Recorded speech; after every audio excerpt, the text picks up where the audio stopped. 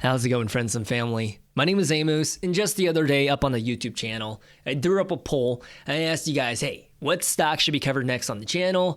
51% of you out of 426 votes said Meta. I was good on my promise. We uploaded the video about Meta. But moving down the list, it looks like Duolingo is next in line with about 21% of the votes. The people have spoken, and I have to listen to you guys. So having said that, it's going to be Duolingo today. And I know that Duolingo has a lot of hype from particular big YouTube channels. Matter of fact, they upload video after video pumping this stock. Taking a look at your screen right now, they just posted their earnings this past week, I believe on Thursday. Look what happened in the past 5 days. Friends and family, you can't make this up.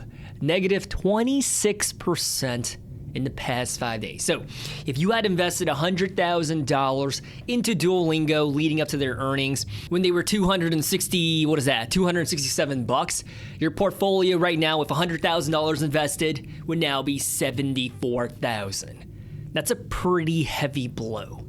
To make matters worse, if we zoom out, take a look at year to date for the past 11 and a half months, negative 40.8%.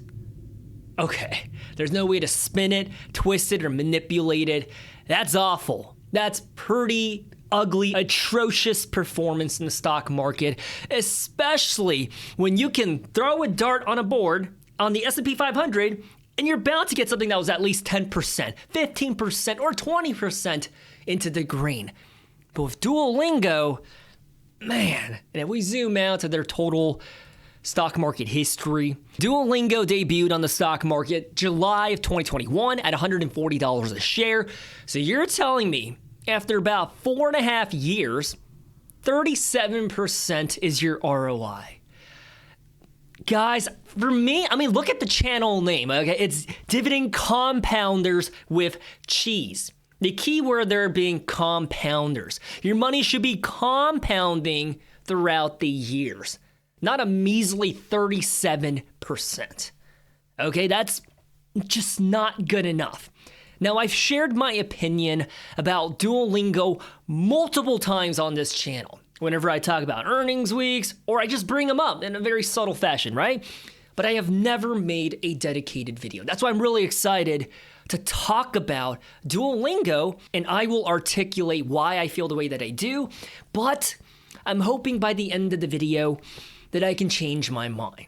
To do that, let's go ahead and analyze this company, come up with a price forecast for their stock. I'll even throw them down in the compounder chart to see where they belong among the peers that we have reviewed on the channel. And then I'll go over my game plan after we take a deeper look into them. By the way, the numbers and the data are going to be in the second half of the video if you're into that stuff. But before we go anywhere, what exactly is Duolingo and how do they make money? So Duolingo is a language learning app that was launched in 2012. And instead of every spoken dialect being available on the app for you to learn, they only have a hand select options of languages to choose from, the popular ones like English, Spanish, Japanese, Mandarin, and whatnot. The app itself is free to use. It's like a freemium model, meaning they employ a dual revenue model. They make money from ads popping up in the app from the ones that are using it for free, but they also make money from the customers that pay to unlock additional features and lessons. I think it's pretty straightforward how they make their money. However, in recent times, the company has launched different opportunities because they want to teach your grandpa that's chilling at the retirement home, Duolingo music, math, and even chess. So they're not just teaching you how to say what's up in Spanish, which is que paso. They're teaching you other stuff as well. So based on my understanding, how I would categorize Duolingo is, I would say they are an educational tech company. Next, let's go over the recent developments that are surrounding this company. They just posted their earnings like I alluded to in the beginning of the video. Q3 earnings were posted on November the 5th. They posted 50 million daily active users in the past 90 days. So on average, it doesn't matter if it's a Monday or a Saturday, they're seeing about 50 million people logging in and using their app. I think that's pretty darn impressive. Revenue, which is also known as the top line, it was up by 41% year over year. And the profits per share, well, it was up by over 1,000% year over year, but that's not really honest. And I'll talk about why that's not here in a little bit. And after reporting such stellar numbers, the stock price, as we just witnessed, it fell off a cliff. So what exactly went wrong? Because the guidance going forward, it's not just enough for a hyper-growth company to be posting stellar numbers in the past 90 days. They also have to have a bright future where literally a gold bar has to be coming out of your booty hole. Everything needs to be perfect. The stars have to be aligned. If you're going to have a trading multiple, also known as the PE ratio of like a 50, 100, or 600 like Palantir, you cannot mess up at all. So, Duolingo, they messed up because their guidance going forward, here's where I'm trying to come from. They actually raised their guidance, but that revision, it wasn't off the charts. So when it comes to a hyper growth company, it's not enough just to raise your guidance. You also have to put it into another stratosphere. It can't just be on planet Earth, it needs to be on Jupiter. Does that make sense? They did have some negative news. They missed on the amount of people they wanted on their app. They wanted XYZ amount of users and they only hit this. It was below the expectations. Just like when PayPal, back in 2021, they had that very ambitious goal of reaching 750 million users by 2025. Now, did that even come close? Absolutely not. And that's one reason why their stock price just got absolutely demolished in 2022, 2023, 2024, and even in 2025. PayPal, very similar to the story of Duolingo. It's a value trap. By investing into these hyper-growth companies, your money invested is pretty much stagnant. That's not true. It still would grow at a pace of like 4-6% year over year, but when you think about it, if you had just invested into VU or the S&P 500 or into SCHG or SPIMO or any other ETF like that, you would have gotten 18 or 20% ROI year over year. So with Duolingo, PayPal, not exactly impressive. And to be more precise, for the current quarter, Duolingo expects bookings, that means for Q4 of 2025, so when we talk about October, November, December, they expect bookings to range between 329 million to 335 million, falling short of the 344 million estimate from FactSet. So bookings is when the customers willingly pay out of their pocket for premium lessons or to unlock additional features. So yeah, negativity surrounding the company, kind of warranted, but to sell off 25%, I feel like that was overblown, but that's neither here or there. Now at this point in the video, let's go ahead and calculate an inherent worth for their stock price based on their own numbers. The first of the two is going to be based on their free cash flow. How much cash do they actually generate from their operations? No, I'm not talking about financial manipulation on the income statement through accounting practices, but instead, how much cash are you actually bringing in to the company? I'm not going to lie to you, it's pretty darn impressive. So what you see on your screen right now, from 2020, they posted $14 million. In the trailing 12 months, now it's $355 million. When you think about it, on average, the growth rate of their free cash flow for the past 5 years or so, it's 200% year over year. However, do I see them growing at 200% for the following year? No, I do not. As a matter of fact, I think a more grounded and more reasonable growth rate going forward, especially for 2026, 2029, or even 2031, would be 25%. I feel like that's more sensible.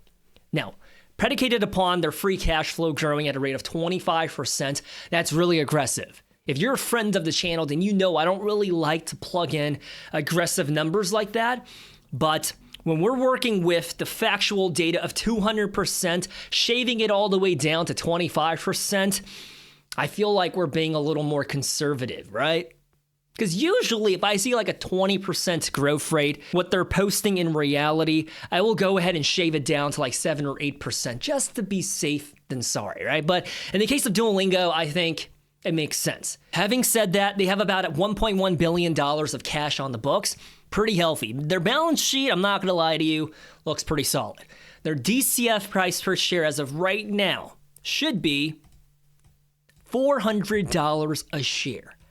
Friends and family, I think Duolingo right now, 192. By the time you watch this video, could be 185, could even be 175. They're nowhere near their DCF price per share.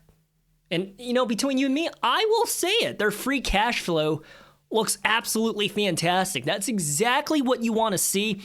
I think 2021 was a fluke year. It decreased 61% from 2020 to 2021. But during the pandemic, I feel like everyone's numbers were a little wonky.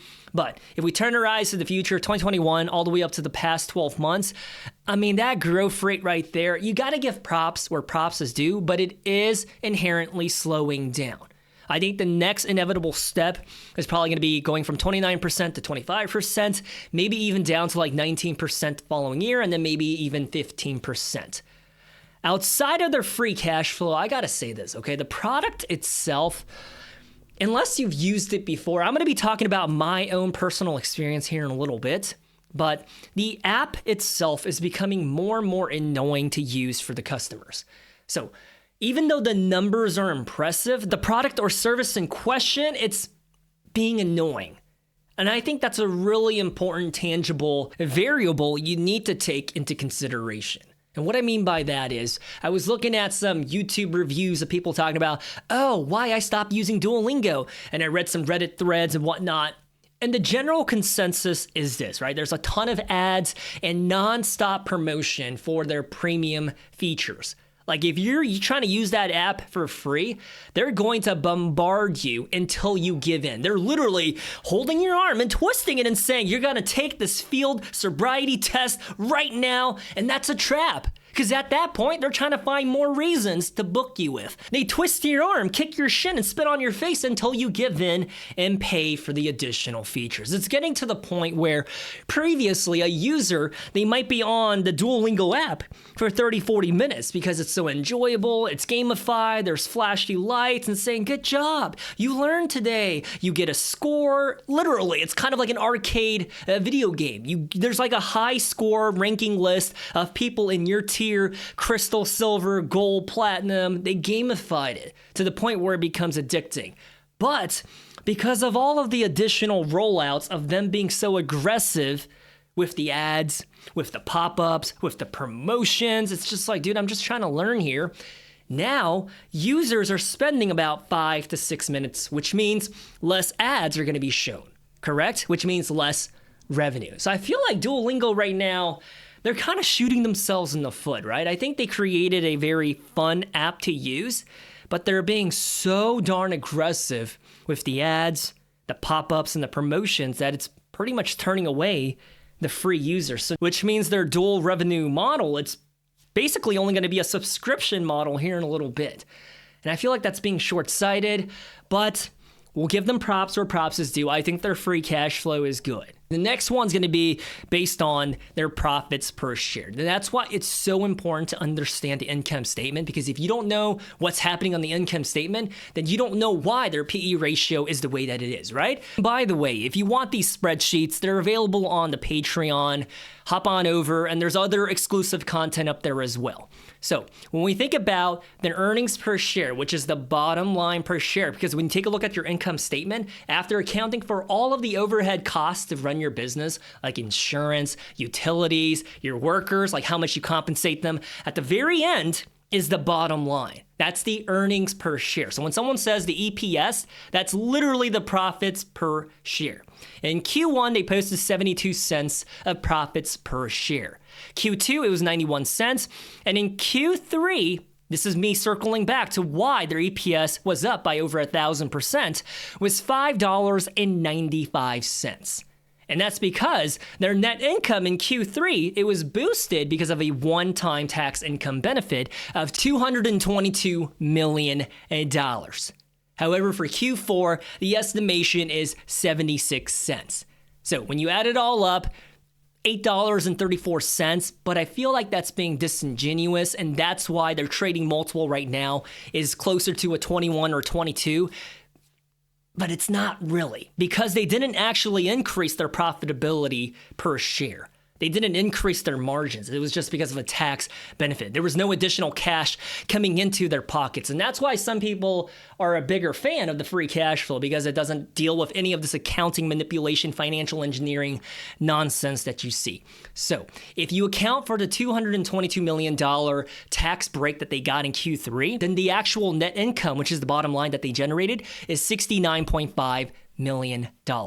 Now, if you take that and you divide it by all the shares outstanding, I think it was like 48 million shares. Let me hop on over to the DCF model right here. 48 million shares. Then the actual Q3 EPS is $1.41. So if we plug that in instead of the $5.95 that was the result of financial engineering, then for 2025, their EPS should be closer to $3.80.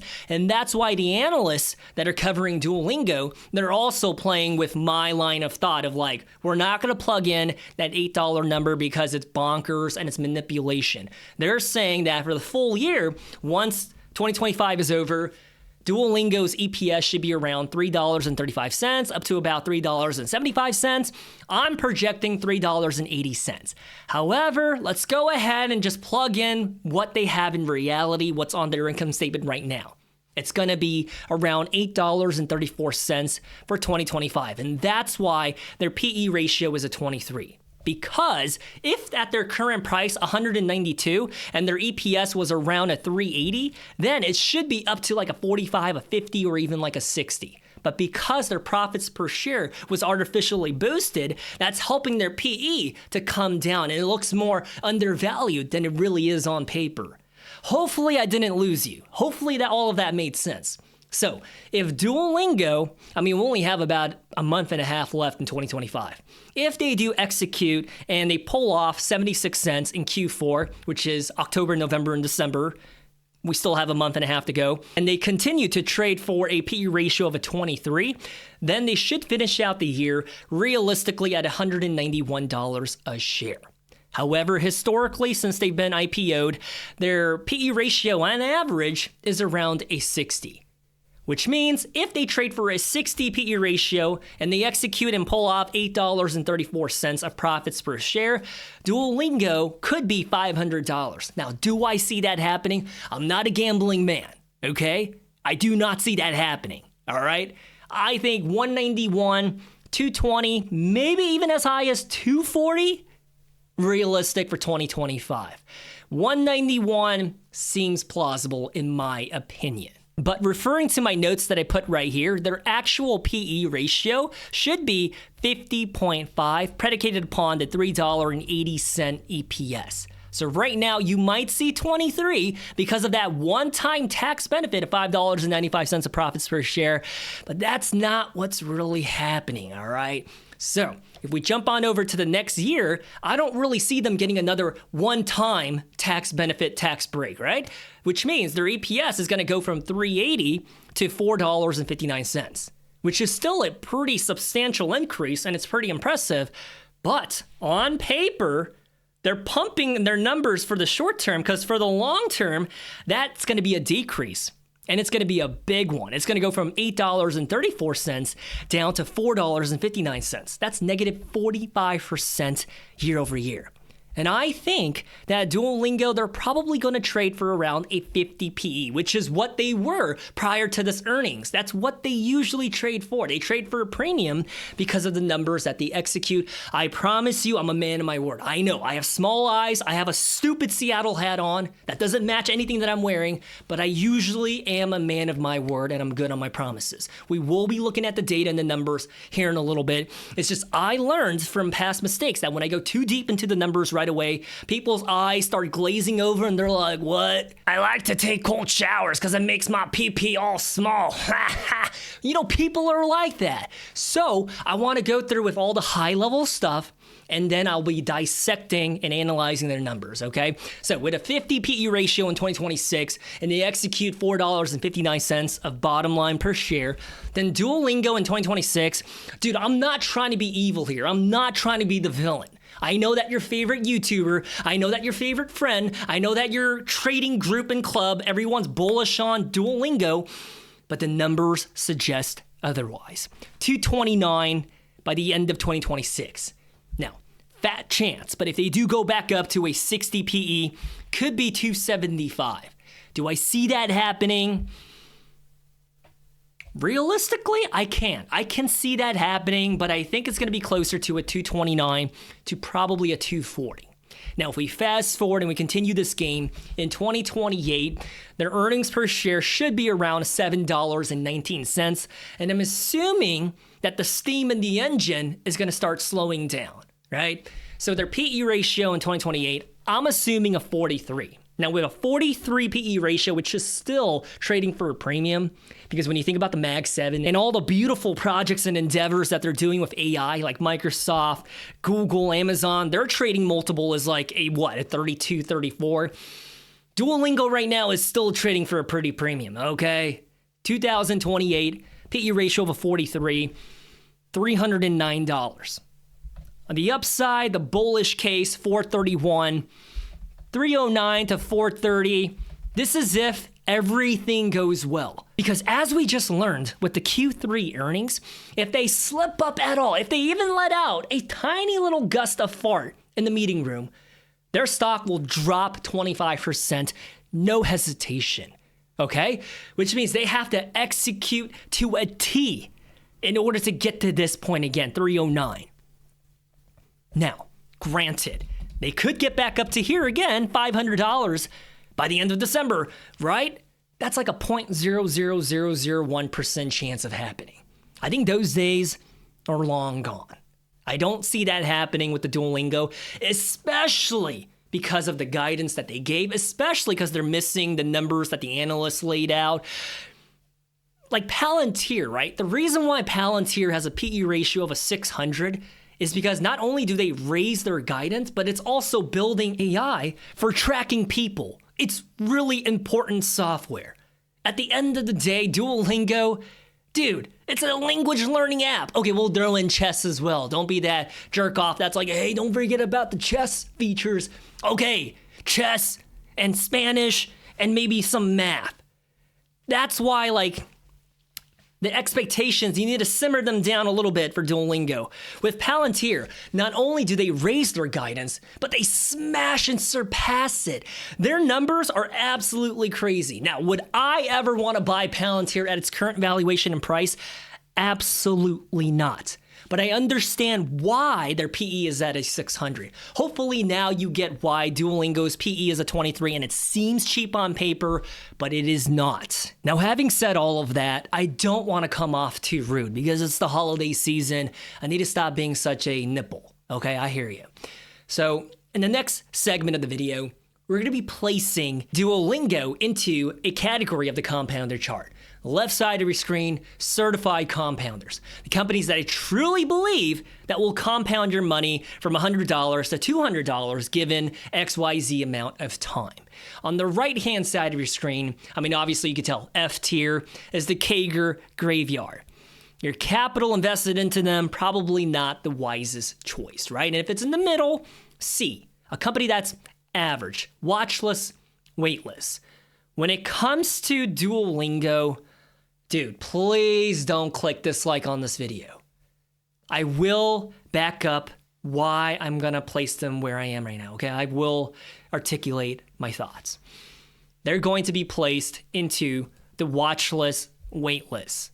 I already know you're foaming at the mouth. You're so angry. You're saying, I'm never coming back to this idiot's channel ever again. I hear you. But please understand the company that they're sharing the watch list, wait list with. PayPal, Lululemon, and Sezzle. So when you think about it, they're right next to some other high-quality companies with great fundamentals that get no love from the stock market. Let me just pause right here and go over some numbers really quickly. So the first one I want to talk about is Sezzle. We covered them on the channel not too long ago. It's a buy now, pay later fintech company. Take a look at their numbers, okay?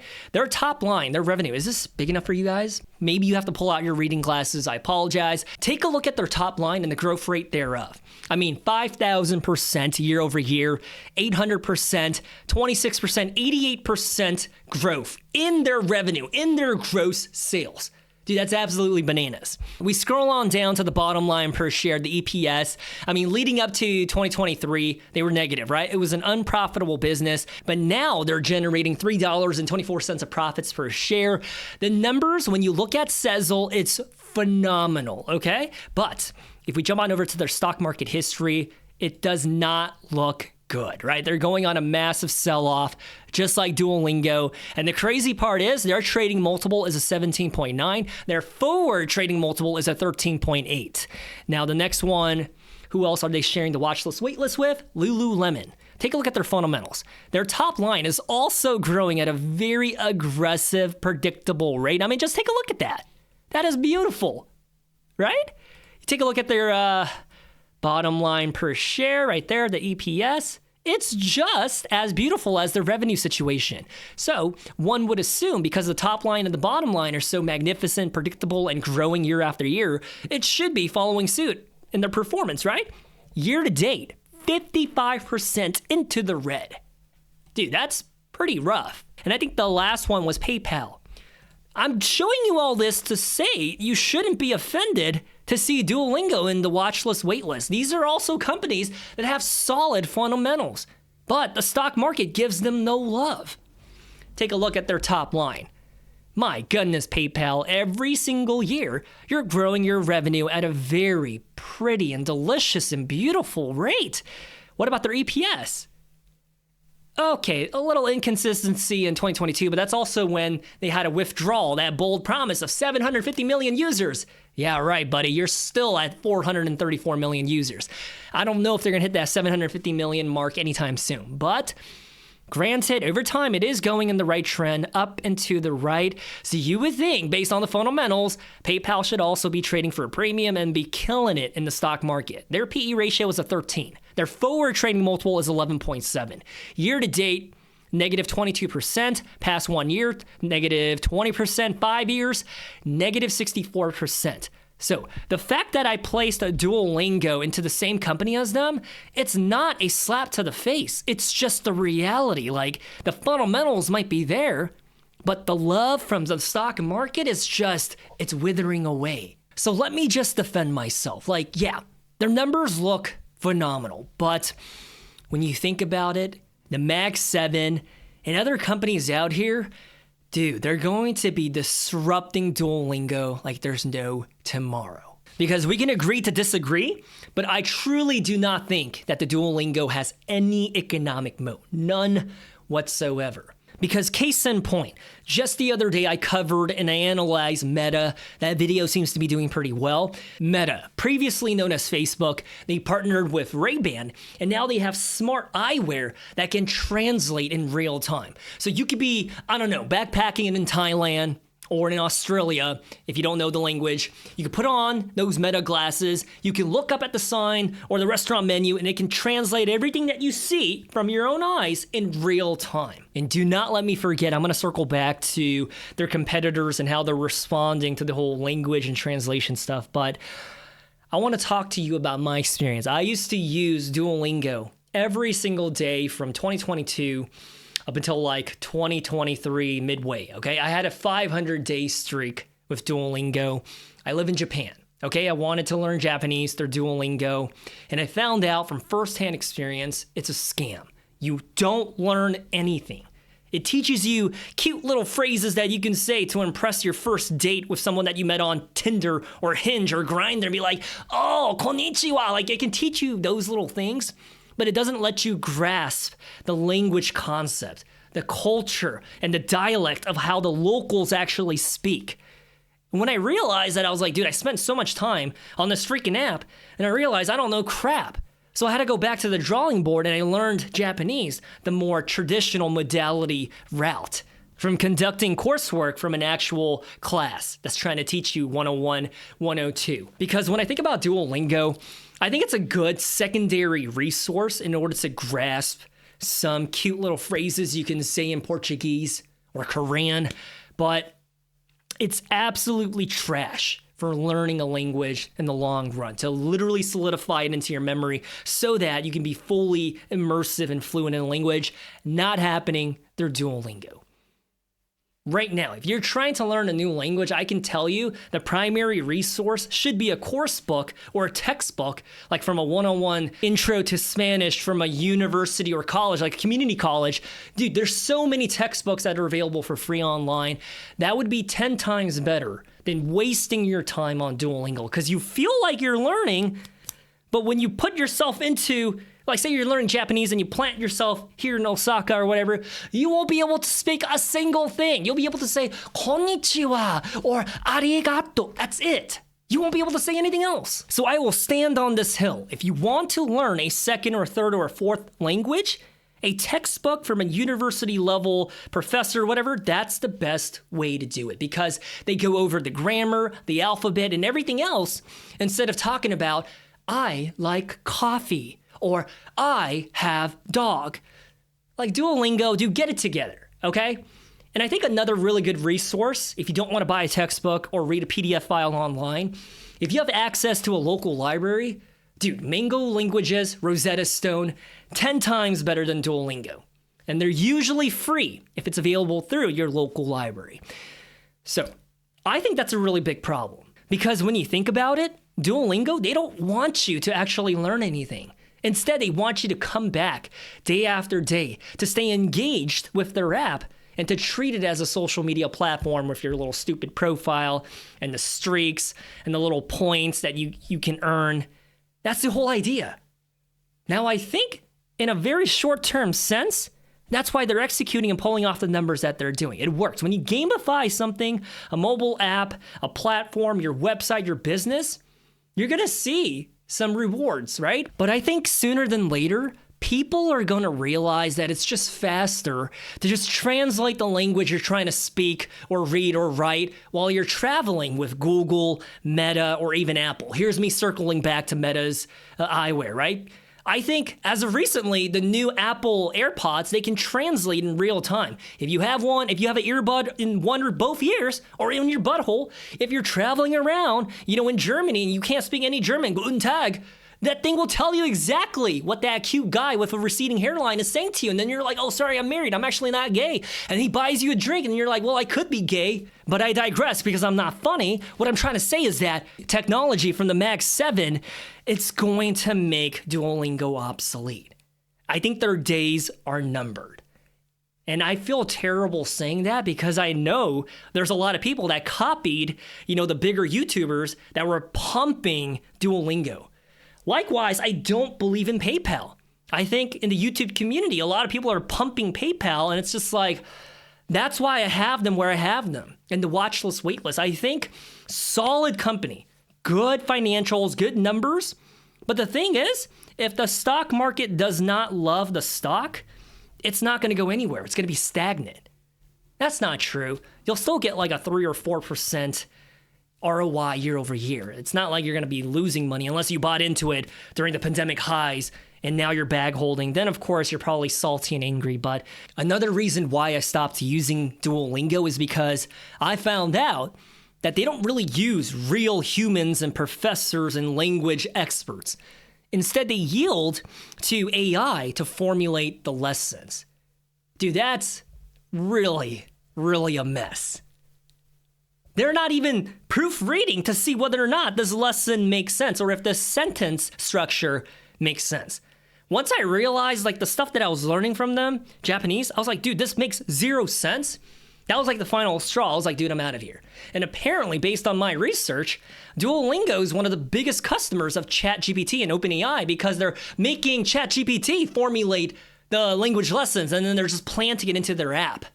So all around, a hot mess. Not a fan of the business operations. And they just lost their head of social media. And I think the reason why it resonated with Gen Z was because that person that was running their Twitter and TikTok and everything, they were very spicy. They said some really controversial, borderline, non-kosher stuff. But the younger generation, dude, they loved it. They're gone now. Which means their social media presence is also going to drop unless the intern that they hired from last summer picks up the pace where they left off. But I don't know, guys. I just feel like with Duolingo, there's just more doom than there is rainbows. if that makes sense. So having said that, let's go ahead and talk about my game plan when it comes to Duolingo. Unless you're falling asleep to my ASMR voice, you probably already know where I'm headed. But just in case you don't, let's just talk about my game plan, what I plan to do after finally spending some time to get to know the company in a more intimate fashion. Like we're on our third date. It's at that time where it's like, hey, do you wanna be official now? What I think about Duolingo, you know who they remind me of? They remind me of this mobile game developer that really blew up during the pandemic with a lot of hype because they had some explosive growth in their numbers. And it's Skills. Ticker symbol SKLZ. Past 5 years, negative 97%. And what do I mean by that, right? At one point, before all of their stock splits, they were $874 a share. They had all the momentum in the world, all the hype in the world, and then they just dropped off a cliff. And then some people would have been like, well, dude, now it's $300 a share. They used to be $800. I think it's a good time to buy into them.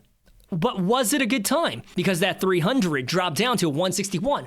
And then someone would have been like, whoa, it's 161. They used to be 800. I think now's the time to buy in. But now, friends and family, we're talking about $6.21. I think this is who Duolingo reminds me of because up until a certain point, which is 2021, they were crushing it. They were killing it. 136% year-over-year growth in their revenue, 91%, 65%. I'm seeing the same pattern and trend with Duolingo as well. I think 2025 might be it. And then they're going to start stagnating and even dropping off in their growth. Now, I'm not a genie in a bottle. I cannot tell the future. But based on AI and the products that make our lives easier, I just don't see how someone would want to pay to use Duolingo when you could just use your Apple AirPod or your Meta eyeglasses or whatever else you have to just translate in real time. Because similar to Skills, as you can see by their revenue, it is growing at a very juicy pace, but it is also slowing down, right? 128%, 43%, 39%. What's next? 20%, 10%, and then negative growth. Because I mean, with Skills, that's basically the trend that we're seeing as well, right? And I'm not trying to be so negative, so let's give Duolingo a more fair take in their numbers. Let's take a look at it, right? I think their revenue situation is absolutely juicy. It's exactly what you want to see. And with their earnings per share, they were unprofitable up until 2023. Also a very good thing to see. If we jump on over to their balance sheet, I think this is where they get a lot of brownie points with me. Because when a company has a fortress balance sheet, they can weather the storm whenever there's headwinds or lawsuits, or if they face setbacks, right? They have $1.1 billion of cash on hand. That's a growth of 27% year over year. You want to see a company that is flush in cash, but not to the extent and degree of Berkshire Hathaway. If you hold too much cash and you're not utilizing it and not deploying it, I feel like the time value and the purchasing power of that cash that you're holding on is kind of like, come on, bud. But that's why it says short-term investments, cash equivalents. Usually they put their money into like a money market fund that gives you like a 3-4% yield per year. So they're not just losing their money, but I feel like money deployed is a more effective use of it than to just hold on to cash or put it into a high yield savings. So you want to see cash, but not too much cash, if that makes sense. You want to see that cash be reinvested back into the company to open up another factory, to open up another division or team, to expedite your R&D endeavors, right? Scroll on down to compare their cash on hand to the amount of debt. How leveraged are they? They have $97 million of debt. So if you pay off all the debt on the books with the cash that they have, they still have over $1 billion of cash on hand. So there are some things and aspects about Duolingo that are very impressive, but it's the exact same situation with PayPal, Lululemon, and their other peers that are in the watch list, wait list. Their balance sheet practically looks identical to this. PayPal, they're doing share buybacks though. Lululemon, I'm not so sure, but with Duolingo, I think that's my first call out. Are they buying back the shares? If we go on to the income statement, you can usually see it right there, shares outstanding. You want to see this trend be going in the opposite direction. With Duolingo, 2020, they had 13 million shares, and now it's 48 million shares. They're constantly issuing more shares and diluting the shareholders, and this is bad. Because when you think about it, Look at their net income, right? $386 million, 224 of that was because of that tax break, whatever. If you divide 386 by a bigger number of 48, then your EPS is not as high as it could be. But if you divide their net income, which is the profits, by something like a 23, then their EPS would theoretically be like a $16. That's why you want to see a company that is buying back their shares. Now, I'm a hypocrite because I'm invested into Amazon. They give a crap ton of stock-based compensation and RSUs to their employees. It's also a company that makes up for it by just increasing their free cash flow at a very scary pace. Although for the next year to 3 years, it's not going to be as beautiful because they are going to be spending billions of dollars on CapEx to open up more data centers to support the AWS infrastructure. Amazon, a whole different ballgame, but see, with the Duolingo, I'm not a fan of them diluting the shareholders, and if we jump on over to the ratios tab and we look at their ROIC, the return on invested capital, thinking about all of the shares outstanding and all the loans that are on the books, how wise are they using it in order to grow the company? The ROIC, I think, is really important. Taking a look at Duolingo's, this is really hideous. 6.1% return on invested capital. Friends and family, just as a reminder, for a normal company, 10% should be the standard. For a software company to have a 6% ROIC, that is hideous. This is what your favorite YouTuber that keeps pumping Duolingo should talk about. Their ROIC is trash. Yes, it's going in the right direction, but this is still horrific. Case in point, if we bring back Amazon, yes, I'm investing into Amazon. I just want to use them as an example. If you jump on over to their ROIC, 10.3%. Thank you, Jeff Bezos, Andy Jassy. They hit the minimum standard, the golden standard of 10%. That's beautiful. Duolingo, 6%. Please get it together. And something else that I want to address is when you think about the insider trading that's happening from the employees and the leadership team that works for Duolingo, in the past 12 months, how many people, Roger, do you see that's buying their own stock? 0. And how many people are selling? 7. You scroll on down. Does that give you confidence to know Severin Hacker? This guy works for Duolingo. I think he's the CTO or the CFO. He's just selling, right? Every couple of weeks, he's like, dude, I have to sell while they're still high because this stock is getting sold off. The CFO is selling. A general counsel, everyone is selling. Even members of Congress are selling their Duolingo stock. The only people that seem to be buying it are some of these more popular YouTubers that are pumping it. I don't see value in Duolingo. So if you're somebody that's on the fence, I would just encourage you to do your own homework because think about it. Why are they pumping Duolingo so hard when everybody else that's involved with the company and knows more about the business, they're selling? Just think about that for a second. And I'll leave you with this. When I think about the amount of effort that it takes to learn and master a language, this is so embarrassing. I took Spanish from 7th grade all the way up to my freshman year of college. I'm still not fluent, okay? It takes a lot to really master a language. I think in the future, people are gonna just default to AI to do all the heavy lifting for them and to automatically translate things for them because it's the path of least resistance. If you know anything about the average Joe, you really think they want to grind and go hard at learning a new language when they know at the palm of their hands, this is the new revolution, right? AI can just translate and do it all for you. You gotta get with the times. I see AI disrupting Duolingo. I do not see them being viable going forward. Now, obviously, there are some exceptions to this rule. Please don't be that wise guy, okay? Because obviously, there are some individuals that enjoy learning. They're still going to be a core customer of Duolingo. It's not like they're going to go bankrupt. They could, but I think there are some people that genuinely enjoy the product, the app. They're gung-ho. They're advocates. They're ambassadors. They're there. So I don't see them disappearing. But on the other side of that argument, I also don't see them gaining Facebook or Microsoft adoption. This is so unpopular, but I see Duolingo as hype that's going to fade away. And I will stand on that. That's not financial advice. I'm just saying that as a fun statement. I'm guessing, and I'm not wishing ill towards that company. It's the reality of Apple, Facebook, Amazon, Google, they're integrating translation services so that I can personally speak 150 languages. Like right now, depending on where you live, you can toggle on my video player and you can change my voice to another language right now. Do you see what I'm saying? You don't need to learn English to understand me. As a matter of fact, go ahead and toggle to Mandarin Chinese so you can see my lip out of sync with, that way the face matches the language. It's like, xie xie. And I'm so sorry, that was me again trying to be funny. I know, I'm not, I'll stop. With Duolingo, it's one of those things where the numbers are good, but the future, who is to say that it's not gonna end up like Coursera or Udemy?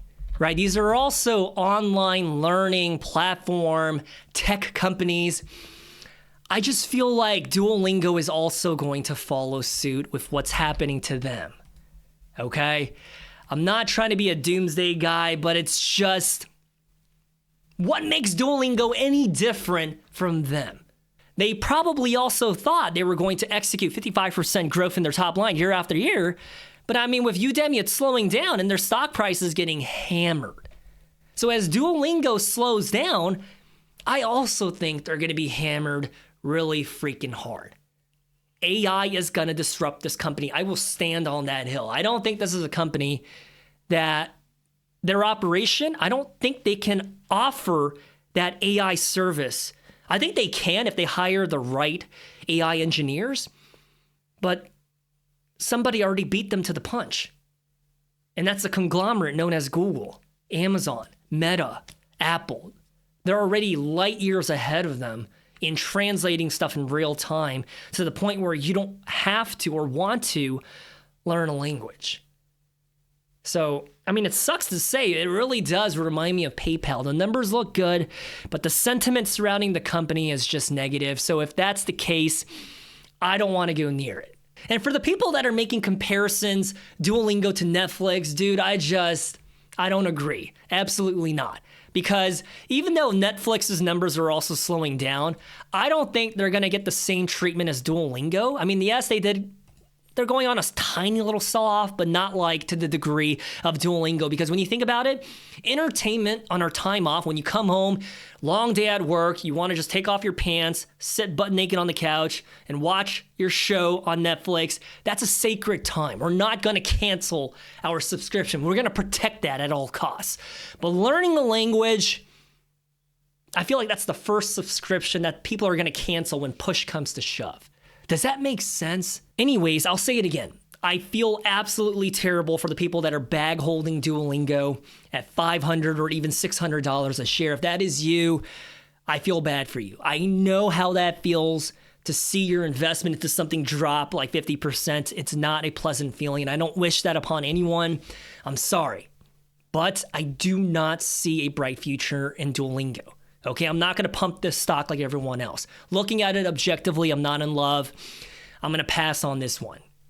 Having said that, let me know what you think. If you're invested into them, let me know why you're bullish about them. Like, what's the investing thesis for Duolingo? Tell me why I'm not getting it. Now, don't attack me or insult me. Just let me know. I'm a pretty open-minded guy, and I'm willing to change my opinion if, in fact, there is something that's going for them, a momentum, a catalyst. Let me know. Now, having said that, I love you guys. Stay safe. Good luck in the stock market, and I'll talk to you next time. Peace.